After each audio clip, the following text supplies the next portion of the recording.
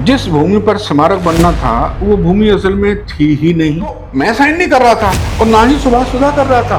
आज मैं खुल के कह रहा हूँ कि सुरेंद्र गुलाटी की चाल थी, अपने संत होने का फायदा उठाया उन्होंने। तो 2-2 घंटे में ही 58 लाख, 35 लाख, 42 लाख, अरे साहब लोग तो पागलों की तरह पैसे दे रहे थे।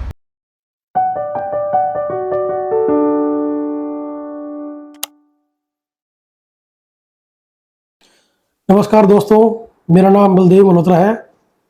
मैं एक मैगजीन लेकर आ रहा हूँ, बेमिसाल पंजाबी समाज का बहुत बड़ा मुद्दा है पंचनद स्मारक ट्रस्ट, जिसके अंडर एक पंचनद स्मारक बनना था। 2011 से लेकर 2023 तक 12 साल हो गए, अभी तक स्मारक बन नहीं पाया। जिसके लिए मैं आज इसी मुद्दे को जानने के लिए गुड़गांव में आया हूँ डॉक्टर राम आहूजा जी के पास। डॉक्टर राम आहूजा जी जो कि 80 वर्षीय हैं, गवर्नमेंट कॉलेज से प्रिंसिपल रिटायर हैं। तो इस मुद्दे को जानने के लिए आइए मिलते हैं डॉक्टर राम आहूजा जी से। नमस्कार डॉक्टर साहब जी। नमस्कार। डॉक्टर साहब, एक बहुत बड़ा मुद्दा है पंजाबी समाज का, पंचनद स्मारक, जो अभी तक बन नहीं पाया है। हमारे दर्शकों को बताइए कि पंचनद स्मारक है क्या और अभी तक वो क्यों नहीं बन पाया है। पंचनद स्मारक का मुद्दा एक्चुअली मेरी गलती है, मैं इस बात को मानता हूं, क्योंकि स्मारक बनाने के लिए मैंने और अश्विनी चोपड़ा जी ने हाँ जी, एक राष्ट्रीय अखिल भारतीय पंचनद स्मारक समिति बनाई थी। ठीक है। 2007 में 8 में वो राष्ट्रीय अध्यक्ष बने। अब 10 में कोई हालात ऐसे हुए कि मुझे मजबूर किया गया कि मैं पंचनद स्मारक ट्रस्ट बनाऊं। अच्छा वो भी ये थे फतेहाबाद के लोग थे, मेरा जाना हुआ था और उन्होंने मुझे मजबूर किया कि नहीं, हम आपको ट्रस्टी देंगे और आप जो है ट्रस्ट बनाओ 1-1 लाख सदस्यता वाले, जैसे ये पतंजलि है ना, हाँ जी, उसकी तर्ज पे मैं ट्रस्ट बनाऊं। जो फतेहाबाद से आपके जिन्होंने आपको मतलब ट्रस्ट बनाने के लिए मजबूर किया या कह लेंगे बनवाया, तो वो क्या आज भी इस ट्रस्ट के मेंबर या सदस्य हैं? हाँ, आज भी वो हैं और मैंने ही गवर्निंग बॉडी में उनको रखा था। ठीक है। उनमें से 2 मेंबर जैसे विजय निर्मोही हैं, शैलन है, भास्कर, तो इनको मैंने रखा था गवर्निंग बॉडी में, क्योंकि जब ट्रस्ट की गवर्निंग बॉडी बनी थी तो मेरे से ही पूछा गया था, या वो हालात ऐसे थे कि मैं उनसे नाराज था थोड़ा सा, क्योंकि वो आजीवन बना दिए गए थे अध्यक्ष, तो उस वजह से कुछ हालात ऐसे बने, मैं थोड़ा नाराज था, तो उन्होंने मुझे खुश करने के लिए, खैर सीनियर वाइस प्रेसिडेंट में था ही उसमें, उन्होंने बनाया मुझे। लेकिन साथ ही जो नाम मैंने लिए गवर्निंग बॉडी के 16 मेंबर बनाने थे, तो जो नाम मैंने लिए उन्होंने सबको बना दिया। तो उनमें से ये 2 नाम विजय निर्मोही और शरण भास्कर का मैंने दिया, तो उन्होंने रख लिया उनको। ठीक है। तो स्मारक आज तक बना क्यों नहीं, इसके बारे में कुछ बताएं आप। स्मारक क्यों नहीं बना? क्योंकि ये झूठ की बुनियाद पर खड़ा था। क्योंकि जिस भूमि पर स्मारक बनना था वो भूमि असल में थी ही नहीं। उस भूमि पर कोर्ट केस चल रहा था हाई कोर्ट का, जो कि बताया नहीं गया। ठीक है। और ये कहा गया कि चलो अगर कोर्ट केस खत्म भी हो गया, हमने भी सोचा, जब बाद में पता लगा तो हमने सोचा कि कोर्ट केस जल्दी खत्म हो जाएगा, पर ऐसा हुआ नहीं। जबकि उस भूमि के लिए जो कि थी ही नहीं 20 एकड़ ट्रस्ट के पास। ठीक है। ट्रस्ट मैंने, अब वही मैं बता रहा हूं ना, गलती मेरी थी कि ट्रस्ट मैंने बनाया और मेरी जिद की वजह से अश्विनी जी ने हाँ भरी, अखबारों में भी आई ये बात, और ट्रस्ट तो बन गया। उसमें एक सबसे बड़ा जो कमी रही वो थी, एक सुरेंद्र गुलाटी थे जो वकील थे, और मैं सोचता हूं कि सबसे बड़े गुनाहगार समाज के वो हैं, क्योंकि मैंने 4 साल का रखा था अध्यक्षता जो थी ट्रस्ट की, और वो ट्रस्ट के अध्यक्ष भी हमने चुन लिए थे, अश्विनी जी, मैंने, सबने, कि चलो भाई एक संत को बनाते हैं, उसको क्योंकि लेना देना नहीं होता। हमारे मन में एक भावना थी कि संत को क्या मतलब, घर बार छोड़ के आया, माँ बाप को छोड़ के आया, इसको पैसों से क्या मतलब। ठीक है। तो हमने इसलिए उनको अध्यक्ष बनाने की सोच ली, उनको बना भी दिया, वो भी मान गए, हालात ऐसे बने। अब जब वो, अच्छा कमाल की बात ये देखिए, ये जो ट्रस्ट का संविधान है वो मेरी उसमें बना, देख रेख में। ठीक है। क्योंकि संयोजक मैं था उसका, ट्रस्ट का हर गतिविधि का संयोजक मैं था। अश्विनी जी ने मुझे बनाया था और मैंने ये जो ट्रस्ट था, इस ट्रस्ट की और समिति की, इसमें बहुत ही एक किस्म से परिपूरक बनाया था एक दूसरे को। ठीक है। इनका परिपूरक बनाया था और इनमें बहुत फर्क रखा था। जहां सदस्यता थी उसकी 1 लाख रुपए ट्रस्ट की, तो समिति की, अखिल भारतीय पानी स्मारक समिति की सदस्यता थी 100 रुपए सिर्फ। आप अंदाजा लगाओ, उसमें सिर्फ 2100 सदस्य बन सकते थे। ये ट्रस्ट के संविधान में लिखा हुआ है, सिर्फ 2100। और जबकि अखिल भारतीय पानी स्मारक समिति है, उसके लाखों बन सकते थे, क्योंकि वो संगठन था और वो ट्रस्ट था। ठीक है जी। अब उस ट्रस्ट को 2100 से ज्यादा बढ़ाने के लिए अब बहुत सारे जितने मेंबर बनेंगे बहुत ज्यादा, उसके बाद 2100 बनने के बाद सोचा जा सकता था कि बढ़ाएं कि ना बढ़ाएं। और उसका एक मकसद था स्मारक बनाना। पंचनद स्मारक ट्रस्ट बना ही स्मारक बनाने के लिए था। अच्छा भाई संत बनाएंगे, पवित्र काम है, इसलिए संतों को सौंप दिया हमने। तो इसमें आप कह रहे हैं 2100 मेंबर बना सकते हैं ट्रस्ट के अंदर, तो आपको पता है अभी तक कितने ट्रस्टी बन चुके हैं इसमें? एक बात बताऊं आपको, बड़ी मजेदार बात है। अब संविधान मैंने बना दिया साहब, मैं बता रहा था, वो सुरेंद्र गुलाटी जी एक बार पढ़ के सुना रहे थे 6 फरवरी 2011 में कि जी जो सीनियर मेंबर हैं, जितने मेंबर हैं, उनको पढ़ के सुना देते हैं, कोई सुझाव हो तो इनकारपोरेट कर लेंगे इसमें संविधान में। तो पढ़ते पढ़ते जो ही आया अध्यक्षता का 4 साल का, तो कहते हैं 4 साल के बजाय स्वामी जी को आजीवन बना दें। सबने तालियां बजा दी और मैं बहुत नाराज हुआ, संयोजक मैं, मेरे पूछे बगैर मैंने उसको हाथ खींचा उसको स्टेज से। मैंने कहा क्या कर रहे हो? मैं लोकतांत्रिक ट्रस्ट बनाना चाहता हूं अपने पंजाबी समाज के लिए, मैं इसको मठ नहीं बनाना चाहता। कहता है बस, वो मेरे गोडे को हाथ लगाया, कहता है बुजुर्गवार आप बड़े हैं मेरे से, मैं आपको वादा करता हूं जो हो गया हो गया, आप तो कुछ नहीं कर सकते, सब तालियां बज गई हैं, ऐसे करता हूं, मैं वादा करता हूं इसको ठीक कर दूंगा। ये तो आप जैसे कह रहे हैं कि उन्होंने 4 साल को एकदम से ऑन द स्पॉट सबके सामने जी ने आजीवन कर दिया। हाँ। आप उसके खिलाफ थे, लेकिन बाकी क्या सभी मेंबर जिन्होंने ताली बजाई वो चाहते थे कि वो आजीवन बन जाए? अब इसका मतलब तो यही है, ना तो उनको समझ में आया वो संविधान, ना वो इसकी समझ परिकल्पना भी नहीं कर सकते थे कि भाई आजीवन का मतलब क्या होता है, मठ बनना होता है। आजीवन का मतलब ये है कि अब उसके जाने के बाद भी जो उसकी गद्दी पर बैठेगा वो चलाएगा उसको। आजीवन तो मरने पर्यंत तक होता है ना। आप अंदाजा लगाओ कि वो लोकतांत्रिक रहा ही नहीं। मैंने क्या किया, वो जब उन्होंने कर लिया, मैंने भी साइन, मेरे से क्या बताऊं कैसे लिए गए, यहां तक कि सुभाष सुधा भी साइन नहीं कर रहा था उस पर, वो भी बैठा हुआ था।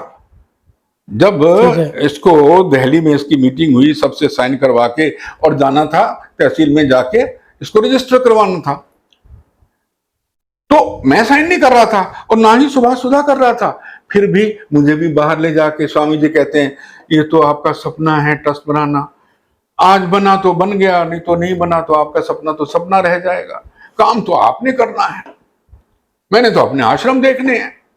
खैर जैसे तैसे साहब, हम जैसे कहते ना हंसी में, अच्छा चलो कर देते हैं, बाद में ये ठीक हो जाएगा। जाते हैं कि आपको इमोशनल ब्लैकमेल करके उस टाइम बिल्कुल इमोशनल ब्लैकमेल। आप नहीं चाहते थे कि वो आजीवन अध्यक्ष बने, लेकिन फिर भी कभी नहीं चाहता था। मैं चाहता था लोकतांत्रिक। अच्छा देखो, अगर मैं ना चाहता होता, मैंने क्या किया, उसकी जब वो करा है ना, हो गया साइन, हो गया रजिस्टर, हो गया, वहां से ले आया, मैंने उसकी कॉपी ली सुरेंद्र गुलाटी से, मैंने उसकी 8-10 कॉपियां बनवाई और मैंने 7 कॉपियां हाई कोर्ट जज, 2 सेशन जज, 2 एडवोकेट, 2 सीए, इन सब के पास भेजी कि आप लोग देखो क्या ये लोकतांत्रिक है, डेमोक्रेटिक है क्या ये ट्रस्ट। और उन्होंने सबने अपने कमेंट्स में लिखा ये तो लोकतांत्रिक है ही नहीं। अरे भाई, हमारे संविधान में, भारत के संविधान में प्रोविजन है कि प्रेसिडेंट को हटाया जा सकता है, आपने तो कोई प्रोविजन रखा ही नहीं, इसको हटा ही नहीं सकते आप, इसको आजीवन बना दिया, क्योंकि आपने मठ बना दिया। क्योंकि आपने उस टाइम तो सोचा भी था कि आजीवन बनेगा, बिल्कुल, इसलिए वो आपने लाइन डाली ही नहीं उसके अंदर। अच्छा, अब क्या हुआ, लाइन क्या डाली ये सारी की सारी मैं कह सकता हूं, आज मैं खुल के कह रहा हूं, ये सुरेंद्र गुलाटी की चाल थी। तो आप कहना चाहते हैं कि जो भी पहले से उनकी प्लानिंग हाँ थी? हो सकता है, मैं नहीं जानता, अब वो जाने या भगवान जाने उन्होंने क्यों ऐसा किया।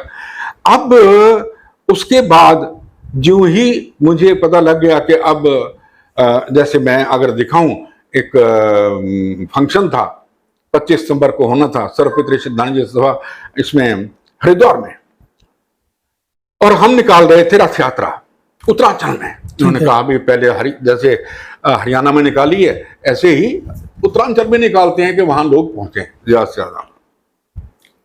अप्रैल ये मई की बात है, मैंने उन सब के जो थी कापियां, उनके कमेंट्स जो थे, हाँ जी, मैंने सारे इकट्ठे किए और मैंने स्वामी धर्मदेव को पकड़ाए ठीक है। कि देखो ये इनके कमेंट्स हैं। उन्होंने बगैर उनको फोल्ड किया, इनोवा में बैठे हुए थे हम साथ साथ, उनके आगे जो सीट थी उसकी बैक पॉकेट में उन्होंने वो रख दिए, देखे तक नहीं।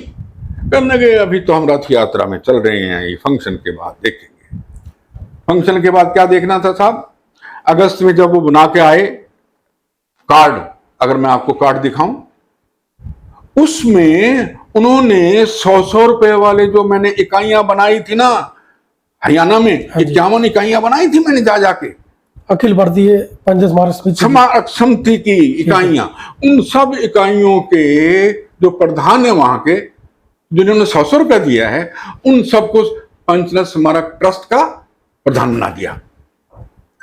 अपने अपने जगह से, जहां वो समिति के प्रधान थे, जो समिति के प्रधान थे, उन सबको इन्होंने क्या किया, अब मैं दिखाऊं आपको। लेकिन आप तो कह रहे थे कि ट्रस्ट में 1 लाख रुपए मेंबरशिप है। हाँ, तो उन्होंने 100 रुपए वालों को सब दिखा दिया। अरे यही तो उनकी दादागिरी थी, अपने संत होने का फायदा उठाया उन्होंने।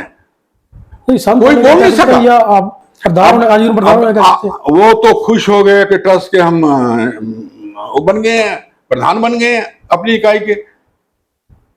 जो वो समाज था, समाज ने तो सोचा ही ना गहराई तक, ना मैंने सोचा ना उन्होंने सोचा, वो तो खुश हो गए। 100 रुपए देके या 1100 रुपए देके, आजीवन 1100 रुपए थी अखिल भारतीय पंचनद स्मारक समिति की सदस्यता, वो देके वो 1-1 लाख रुपए देना नहीं पड़ा। शायद उनमें से अब भी कई ऐसे हैं जिन्होंने लाख रुपया नहीं दिया। तो ये जो हुआ खेल सारा का सारा वर्चस्व का हुआ, वो तो मैं अपने वीडियो में बता चुका हूं, क्यों संतों ने अपना वर्चस्व रखा और अब भी नहीं छोड़ना चाहते वो। आप इसमें पंचनद स्मारक जो ट्रस्ट है, इसमें अब आज भी है? ओह कमा, वाह, बड़ा अच्छा आपने सवाल किया। एक बात बताऊं, मैं ही बनाने वाला, मैं वही कहना चाह रहा हूँ, आप अंदाजा लगाओ, गवर्नमेंट के संरक्षक भी थे, बाद में आप उसके वाइस प्रेसिडेंट भी रहे। बिल्कुल, अगर आप ये देखें, इसमें ये ट्रस्ट की कॉपी है, इसमें मैं सीनियर वाइस प्रेसिडेंट तो हूं। मैंने आपके सारे डॉक्यूमेंट देखे हैं, पहले डॉक्यूमेंट वीडियो देखे, उसी में तभी पूछ रहा हूं आपसे ये बात। आप अगर पूछ रहे हो तो निकाल सकते ही नहीं मुझे, तो फिर अगर आप उसमें आज है, लेकिन मुझे उस 11 से लेकर आज तक कितने साल हो गए हैं बने हुए? हाँ, 12 साल हो गए। आज तक उन्होंने ना बुलाया और मैं भी नहीं गया। बुलाया इसलिए नहीं गई, मुझे नहीं गया इसलिए ये तो चलने भी नहीं देगा। ये तो कहेगा कॉन्स्टिट्यूशन जो कहता है वही चलो और इसको बदलो, लोकतांत्रिक बनाओ। इतने टाइम से आपको हटा दिया गया, कह लो, या आपको इग्नोर किया गया, आप नहीं गए, तो आपने उनके खिलाफ मतलब कुछ एक्शन क्यों नहीं लिया, कुछ बोला क्यों नहीं? इसलिए नहीं बोला, बड़ी साफ सी बात है। समाज आज अभी भी हमारे मन में शायद 50 साल तक और इन संतों के प्रति ये भावना रहेगी। हालांकि संत राम रहीम, ये आसाराम और ये ऐसे संत आ रहे हैं, उनकी असलियत खुलती जा रही है, वो क्या है अब वो भी जानते हैं इनकी असलियत, उसके बावजूद भी संत होने का फायदा इनको दे रहे हैं। अगर मैं बोलता, मैं चुपचाप बैठ गया, आप हैरान होंगे। मैं 11 में जब मुझे पता लगा ना, ये सारे के सारे पीछे लग गए, जिनको मैं समझता था शेर है, जिनको मैंने बनाया था ट्रस्ट में गवर्निंग बॉडी का मेंबर, मैं सोचता था शेर है, आज भी हैं वो। मैं सोचता था बड़े कदावर हैं इनमें, बड़ा वो है, वकार है, स्वाभिमान है। जब वो कुछ नहीं बोले, मैं चुपचाप बैठ गया। मेरा बोलने का मतलब था कि अगर मैं बोलता संत के खिलाफ बोल रहा हूं, अरे देखो स्वामी धर्मदेव तो बनाना चाहते हैं स्मारक हमारे पुरखों का, और ये है, ये देखो आहूजा को देखो, ये बनाने नहीं दे रहे, उनके काम में अड़चन डाल रहे हैं। तो इसी वजह से अब साहब मैं इस वजह से भी चुपचाप बैठ गया, मैं नहीं गया। और इन्होंने वही वो बताया ना, 1 गज के पैसे, 2.5 गज के पैसे खूब लेने शुरू कर दिए। अब मजेदार बात देखिए, भगवान भी तो है ना, भगवान है। हाँ जी। अब हुआ क्या, जो ही इतना पैसा भी इकट्ठा खूब होता, जहां जाए बॉम्बे तक इन्होंने अपनी मारी, वहां तक पहुंचे, ये एमपी तक पहुंचे, राजस्थान में पहुंचे, पंचनाथ के लिए दो जी, मेंबर बनो जी, ये करो, जितना पैसा हो सकता था लो। अब भगवान प्रभु है ना ऊपर, उन्होंने क्या किया, 2 साल गुजर गए, 11 से 12 आया, 13 आ गया, लोगों ने पूछना शुरू कर दिया, क्योंकि वो तो पैसे स्मारक के लिए दे रहे थे ना, उन्हें तो ये बताया गया था कि हम स्मारक बनाने जा रहे हैं पुरखों का, आपके पुरखों का स्मारक बन रहा है, आप उसके लिए 1 गज के पैसे दो, 2.5 गज के पैसे दो। यानी कि जो भूमि बाद में पता लगा कि कोर्ट केस है, उसको तो बयाना भी नहीं दिया जा सकता। ये पता लगा, अरे ये तो कोर्ट केस है, इसका तो बयाना भी नहीं हो सकता, लेकिन बयाना हुआ साहब। आपके हिसाब से कितना पैसा इकट्ठा हुआ होगा स्मारक बनाने के लिए? अब एक बात अंदाजा मैं नहीं कह सकता, देखो मैं इस बात को बिल्कुल नहीं कह सकता, लेकिन हाँ मैं सिर्फ शुरू में अगर मैं गया हूं, शुरू में जरूर गया हूं मैं, जैसे कि दिल्ली में शालीमार में एक मैंने मीटिंग अटेंड की इनकी, फरीदाबाद में, तो 2-2 घंटे में ही 58 लाख, 35 लाख, 42 लाख। अरे साहब, लोग तो पागलों की तरह पैसे दे रहे थे। मेरे लिखो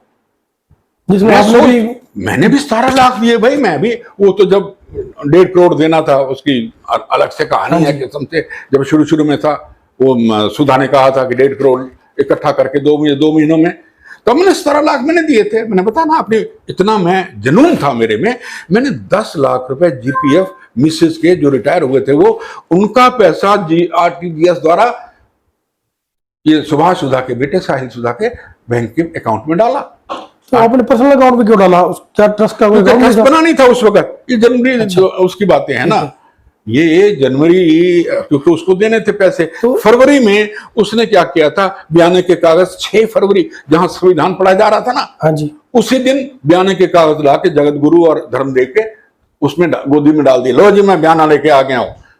और हरियाणा का शेर नारे लग गए, सुभाष सुधा जिंदाबाद, हरियाणा का शेर जिंदाबाद। तो 1.5 करोड़ रुपए दे दिए गए थे उनको नेचुरली सारा। अरे साहब 15 दिन में पैसा इकट्ठा हो गया। लोग तो अपने पुरखों के लिए पागल थे ना, वो चाहते थे, मेरी भावना, सबकी भावना थी, वो चाहते थे कि स्मारक जल्दी जल्दी बन जाए, लेकिन वो स्मारक जब जमीन ही नहीं है, कोर्ट केस चल रहा है साहब, तो ये कब पता लगा अभिषेक लेने के बाद कि इस पे कोर्ट केस चल रहा है? मुझे तो इन्होंने आके खुद बताया, स्वामी धर्मदेव। अब क्या हुआ, जब 11 गुजरा साहब, 12 गुजरा, 13 आ गया, जब 2-2.5 साल हो गए स्मारक नहीं बना, तो लोगों ने पूछना शुरू कर दिया, स्वामी जी वो क्या रहा, आप पैसा इतना इकट्ठा कर रहे हो, ले रहे हो स्मारक के लिए, वो स्मारक कितना बना, वो कहां है? अब स्मारक कहीं हो तो बताएं वो। अब साहब मैंने कहा ना ऊपर वाला है। हाँ जी। अब क्या हुआ, ये जुलाई में, तब 13 में, यानी कि 2-2.5 साल बाद, ठीक है, मैं घर बैठा हुआ चुपचाप। अब वो मेरे घर आते हैं, आके कहते हैं जी आहूजा जी आओ, इसको ट्रस्ट को संभालो, ये तो पौधा आपका लगाया हुआ, मैं तो माली हूं। मुझे कहते हैं, मैंने तो ये सोचा था जब बड़ा हो जाएगा ये आपको सौंप दूंगा, ये आपका पौधा संभालो। मैंने कहा क्या मतलब? कहने लगे, क्योंकि कानों में मेरे भी आवाज पड़ रही थी कि स्मारक बन नहीं रहा, मुझे ही पता नहीं था कि इस पर कोर्ट केस है। तो कहने लगे कि आप संभालो इसको। मैंने कहा मैं, देखो स्वामी जी मैं अब नहीं आना चाहता, आपने ले लिया है, मैंने हाथ जोड़ के कहा अब आप इसे अपने पास रखिए। मैं अगर थोड़ा सा भी मुझे आप सोचते हैं क्रेडिट मिलता है इस स्मारक को बनाने का, तो आप मुझे एक, जैसे कहते हैं ना, सम्मान के साथ इस ट्रस्ट से विदा कीजिए, बस मैं आपसे कुछ नहीं चाहता। और ना जी लुट दे खरबूजे पितरा को। मैं कहा जी क्या मतलब? अगर एक वेना पे आई आदमी टोकरे खरबूजे रख के नदी पार करना पे आई, तेज पानी का बहाव आया और टोकरा ढह पिया, खरबूजे वावन लग गए। आखन लगा लुट दे खरबूजे पितरा को। तो आप भी ऐसे कर रहे हो? जब पंचनद की चमक खत्म, धमक कम हो रही है, डूब रहा है, अब आप घर बैठ रहे हो। मजा तब है आप इसको ऊंचाइयों तक लेके जाके तब छोड़ दो, तब छोड़ो तो मैं मानता हूं। लेकिन 2 साल से आप इसके साथ नहीं थे। हम बिल्कुल नहीं थे। लेकिन तब आके इन्होंने बताया। अब आप देखो, जब इन्होंने कहा ना आके बैठ गए कि आप साथ लगो, और मैं नहीं मान रहा था, मेरा मन नहीं मान रहा था, तो मेरी मिसेज ने भी कहा अब आ गए हैं तो आप चले जाओ। ठीक है। मैंने कहा जी मेरी तो शर्तें हैं। अगर आपकी हर शर्त मंजूर है कहने लगे। मैंने कहा सुन तो लो आप, पहले तो आपने जो ये खत्म, इस उन्होंने अखिल भारतीय स्मारक समिति को खत्म कर ही दिया था, मिला दिया था, उसके प्रधान ले गए थे, ट्रस्ट के प्रधान बना दिए लेकिन थे। उसके तो आप सर्वे सर्वा थे, फिर आपके बिना कैसे वो खत्म हो गया? कमाल की बात, अरे यही तो बात है, कमाल की बात तो ये है, उसमें भी मुझे दिखा रखा है वरिष्ठ उप प्रधान, और वहां भी मैं कार्यकारी अध्यक्ष हूं, अश्विनी जी हैं। अब अश्विनी जी ने भी इस पर कोई एक्शन नहीं लिया। अब बुलाएं कैसे? सारे तो ट्रस्ट के बन दिए। जितने हमारे प्रधान थे इकाइयों के, सारे अब बन गए ट्रस्ट के प्रधान साहब। अब ये जाएं और वहां अपना प्रचार करें। अब हम अगर बुलाते हैं उनको, उस टूट का क्या जवाब देंगे? क्यों बुला रहे हैं? स्वामी धर्मदेव उनको बुला रहा है उस तरफ, ट्रस्ट की तरफ, हम बुलाएं समिति की तरफ। एक किस्म से फूट पड़ गई ना, पंजाबियों में फूट पड़ गई। वो कहेंगे ये क्या कर रहे हैं दोनों, एक दूसरे के खिलाफ हो आपके रहे हैं। हिसाब से गलत तो वो कर रहे थे। बिल्कुल कर रहे थे, तो फिर लेकिन मैं उनका मुकाबला नहीं कर पाया। ठीक है। मैं उनका मुकाबला नहीं कर पाया। एक संत का मुकाबला मैंने, वाक्पटुता में वो तेज हैं ही, आपने उनको बोलते हुए देखा ही। मैं भी उनको सुरक्षक इसलिए लाया था कि 8वें सितंबर में जब इनको मैं एक मेहमान बना के ले गया था, अच्छा बोले।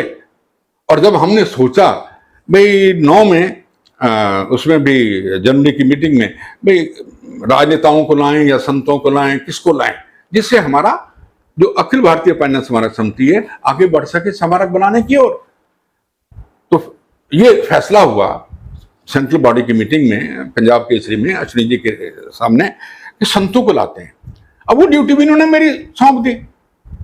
तो हमने स्वामी दिव्यानंद जी और स्वामी धर्मदेव को अपना संरक्षक बना दिया मार्च में। ठीक है। मार्च 2009 में 9 में मैं इनके पास गया। ये खुश हो गए, इन्होंने देख लिया था। ओहो 70-80 हजार लोग आए थे सारे हरियाणा से, इनको कोई जानता नहीं था गुड़गांव से बाहर। इन्होंने कुरुक्षेत्र में देख लिया था, इतने लोग आए हैं, अगर मैं इस संस्था के साथ जुड़ता हूं तो सारे हरियाणा के लोग मुझे जानेंगे ना। और हुआ भी वही। रथ यात्रा रखी जब हमने इसमें जुलाई में, 9 में रथ यात्रा जब हमने रखी, तो साहब सारे हरियाणा में नेचुरल इनकी धूम हो गई। जहां एक संत होगा उसके सामने, यानी कि मैं तो पहले बोलता था, सारा बताता था, बाद में ये अपने आशीर्वाद देते देते अपनी बात कह जाते थे। ठीक है। एक और बात है, कुछ लोग ये कहते हैं कि आपको पैसा उचित नहीं मिला इसमें, या आपने भी पैसा कुछ खाया, या आपको नहीं मिला इस वजह से आप पीछे हट गए। इस पे क्या कहना चाहते हैं आप? एक बात बताइए, आप खुद सोच के बताइए। जब मैं ट्रस्ट में साइन होते ही अलग हो गया, मुझे उसके बाद एक भी मीटिंग में नहीं बुलाया जाता। वरिष्ठ उप प्रधान हूं, उसके पास पैसा तो आता नहीं। पैसा किसके पास आएगा? फाइनेंस वाले के पास। प्रेसिडेंट किसको देगा? फाइनेंस वाले कैशियर को देगा ना, मुझे तो नहीं देगा। दूसरी बात, मैं गया ही नहीं 1-2 मीटिंगों में, यानी बैठकों में नहीं। जो गवर्निंग बॉडी की बैठक होनी जरूरी होती है उनमें किसी भी नहीं गया, ना बुलाया मुझे। बता रहा हूं, दिल्ली में शालीमार बाग में और जैसे फरीदाबाद में 1-2 में मैं गया शुरू में। और जब मैंने देखा ये तो पैसा ले रहे हैं 100 गज का, 250 गज का, जबकि मैं इसके खिलाफ था। अरे आप 1-1 लाख वाले मेंबर बनाओ ना, सदस्य बनाओ। ये जमीन बेचने के लिए थोड़ी है। ये तो बातें पता लगा ना, जमीन है ही नहीं जिसको बेच रहे हैं। जिसको बेच रहे हैं वो जमीन ही नहीं थी। तो बताइए मैं पैसा कैसे खा सकता हूं, और लोग मुझे पैसा क्यों देंगे? एक बात और, जब स्वामी जी हैं, उनके चेले लेने वाले बैठे हैं, कैशियर को देने हैं, मुझे पैसा क्यों देंगे और मैं क्यों लूंगा? नहीं, उनका कहना है मैंने कि एक बार पैसा इकट्ठे करते हुए जब स्टार्टिंग में आप उनके साथ थे। बिल्कुल था, 2 में मीटिंग में, सिर्फ 2 मीटिंग में, उसके बाद नहीं गया मैं। जब ये हालात देखे ना, मैंने नहीं देखा, मैं गया ही नहीं। अरे जो आदमी इतना जनूनी और पागल है कि 10 लाख अपनी बीवी के दे देता है, 17 लाख दे देता है, वो पैसे खाएगा 1100 या जो भी इकट्ठे कर रहे थे कैश। ठीक है। अगर कोई सोचता है ऐसा तो उस जैसा कोई मूर्ख ही नहीं है, तो ये सोचता हूं। अगर कोई मूर्ख ये कहता भी है, मैं सोचता हूं कि उस जैसा मूर्ख कोई नहीं है। क्योंकि मैंने तो अपनी जिंदगी के अब तक 33 साल लगा दिए हैं सिर्फ एक दर्द को ढोने के लिए, अपने पुरखों के स्मारक बनाने के लिए, ताकि हमें लोग रफूजी ना कहें। जो दर्द लेके मैं चला था, अपने स्वाभिमान के लिए मैं चला था। जो स्वाभिमान इसने हमें दिया है, मोदी ने, ये जो विभाजन विभीषिका दिवस, हाँ, राष्ट्रीय दिवस जो बनाया ना, स्मृति दिवस 14 अगस्त का, इसने दिया है। इसने माना है कि ये शहीद हैं।